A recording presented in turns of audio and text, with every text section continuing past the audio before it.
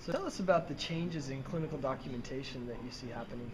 It's been very interesting because the notes that physicians have been writing for decades, if not generations, are no longer sufficient to give all of the information needed to the coding and billing department in the hospital to fully capture what's happening.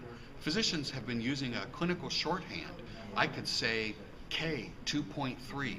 Any doctor in the world knows exactly what that is, but it's not enough for the coding department to be able to put down hypokalemia, which is what that means, a low potassium.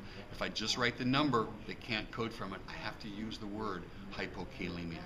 There's many examples of things that are perfectly fine medical communications, but they're not specific enough for the coding departments. And we want medical records that are as complete as possible.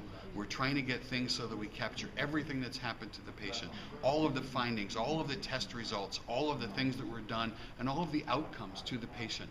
And there's a language that we have to learn to use that's a little different than we learned in medical school.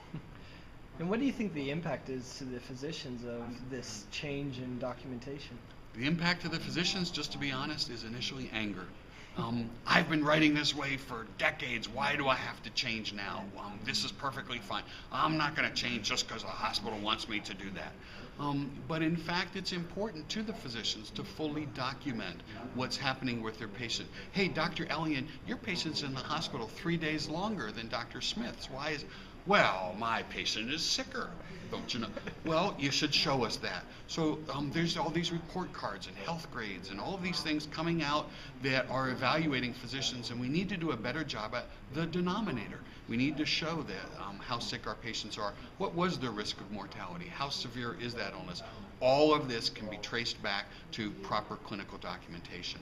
That's what's going to drive the coding and the statistics that will help to show that. Anything you read in the newspaper these days about healthcare, healthcare reform, insurance, all of those things, all traces back to having accurate data, and that in turn traces back to having the documentation. Excellent.